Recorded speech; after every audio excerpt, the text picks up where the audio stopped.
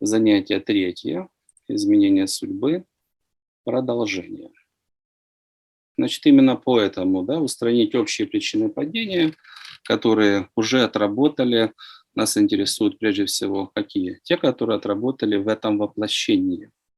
Понятно, что корни могут уходить глубоко в прошлое, но если там нужно туда нырнуть, ныряем. Но в целом это уже отработало в нашей жизни, и это то, что больше всего мешает. Да? И есть вероятность, что если человек эти вопросы не устранит, он будет падать еще не один раз, да, потому что в этой жизни уже произошло, и ошибочки нужно извлечь. Фактически суть данного занятия – это рассмотрение вопросов. Да, если судьба возможности предоставляет, то есть ли у человека необходимые убеждения и навыки, да, но отработаны ли эти убеждения и навыки, которые направлены на что? Изучать возможности, которые дает судьба, использовать их наилучшим образом, да, то есть изучил, нашел, определился, и чтобы эти возможности были использованы и дали наилучший результат. Да? То есть у человека эта процедура, она вообще настроена или она не настроена? Может быть, есть отдельные запчасти, но вместе они там, предположим, не работают как механизм. Как механизм. Поэтому у тех людей, которые чего-то достигают в этом мире, этот механизм работает. Да. А если у человека этот механизм не настроен, да, вот использование возможностей, да, построение своей судьбы, тогда возможности судьба дает, а человек посмотрел на них или даже не посмотрел и ничего не сделал. Да, или там дернулся немножко и отвернулся. Да, тогда этот механизм у него не работает. Да. Поэтому наша основная задача сегодня посмотреть, вот, насколько человек выстроен, чтобы использовать возможности. Да? Выстроен или где-то у него есть сбой. Если сбой, то, конечно, возможности судьба предоставила, посмотрел, как человек себя ведет, посмотрела, но не сражается должным образом. Эти возможности изымаются, и судьба возвращается на какую-то исходную позицию. Да? Зачем? Да? Ведь чтобы что-то произошло, да, в этом должны быть задействованы определенные силы, даже просто судьбу переписать. Да? Это тоже определенные ресурсы, да, определенные затраты. Но если оно не работает, ну а зачем? Сворачиваем. Это в основе, да, что желательно понимать. Это выбор человека. То ли я иду к самым высоким вершинам, да, и меня ведет воля и разум, то ли побеждает подсознание, да, проблемы, там, лень, страх.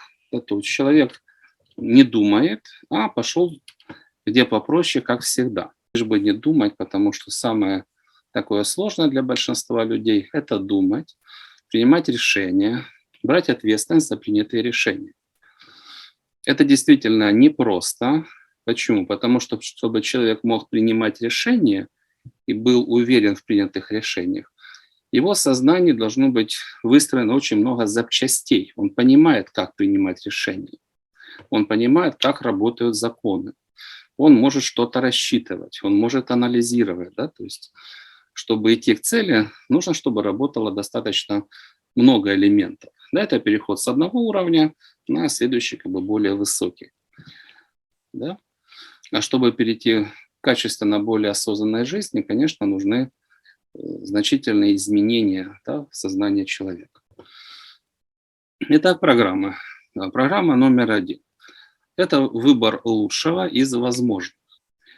То есть в данном случае программа ориентирована на что? На максимальный рост, лучшее из возможных. Это везде, там, по развитию, по карьере, там, по образу жизни, по всему. Да? Ориентирована на максимальный рост. И чтобы эта программа заработала, человеку нужно попрощаться с вот теми маховиками, которые внутри крутятся. Не то, что хотя бы попрощаться, а освободить, чтобы на разум вот эти монстры не давили. Там, колея, страх, лень, там, сомнения, неуверенность, тупизм какой-то. И в большинстве случаев люди принимают решение как? Ну, вот таким образом. Маховики работают, попробуй его остановить. по любым вопросам. Вот маховики работают, и они говорят, смотри туда.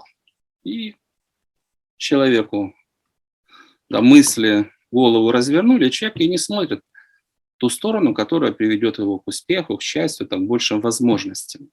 Да? Потому что колея – это великая сила, и большинству не дано ее победить. То людей рабы своих не самых лучших привычек.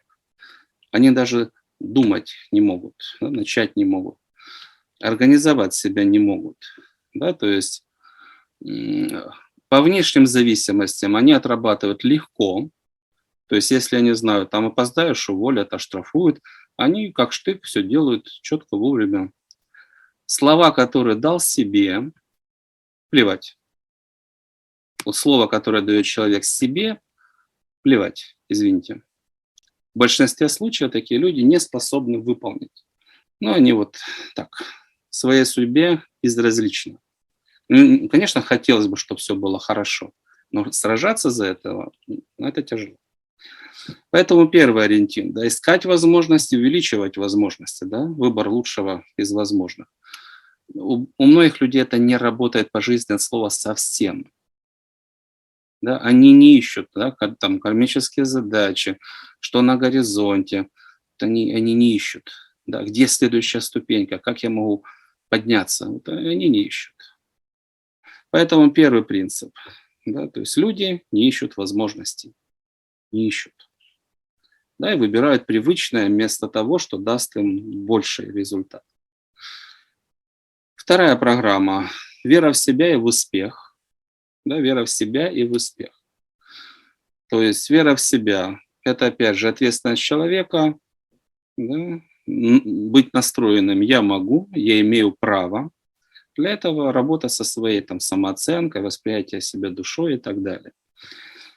Да, если человек изменяется к лучшему, что мешает ему научиться сделать то, что раньше не делал? Да, ничего не мешает, кроме колеи и тиранической власти подсознания. Вера в себя и в успех. Да, опять же, правильный подход. Если я изменяюсь к лучшему, то мои возможности растут. Да, я могу. А с точки зрения там, движения вверх, подход, пусть меня останавливают высшие силы. Да, если, может быть, я к слишком высоким целям стремлюсь. Но в большинстве случаев это практически не бывает. Да, это примерно как в школе. Человек там был двоечником, вот он ставит цель стать троечником, и вот сомневается, а можно ли мне стать хорошистом? А можно ли мне стать отличником? А можно ли мне стать чемпионом и выступать от имени школы на спартакиадах или олимпиадах? Это вот до такого маразма примерно сводятся сомнения человека, имею ли я право на большее. Поэтому вера в себя и в успех – это задача для человека, потому что если человек в себе не уверен, а зачем что-то делать, все равно не получится. Ну, на этом как бы использование всех возможностей заканчивается, так и не начавшись. Следующая программка, да, планирование. Да, примерно это по схеме формула успеха, примерно. Да. Планирование. Что такое планирование? Да, и противоположное. Но опять же, поверив в себя, то ли человек ставит цель, я должен разжечь в себе огонь веры, да, то ли подсознание говорит, да, ты так себе обыватель, неудачник, вот в этой колее и иди. А человек отвечает, хорошо. Что такое планирование? Первое – это понять законы, как достигать цели. Да, как с точки зрения тонкого мира, что говорят высшие силы, так с точки зрения логики, да, рационального подхода. Вот как решить эту задачу? Это понять, рассчитать, как правильно использовать свой ресурс, да, какой он всегда как бы ограничен. Понять, рассчитать, как лучше. То есть противоположный сценарий планированию. Ну, голова – это лишний инструмент. Она не для того, чтобы думать, она для того, чтобы кушать. А планирование – это для того, чтобы думать, понять законы, найти правильное решение, рассчитать силы и так далее.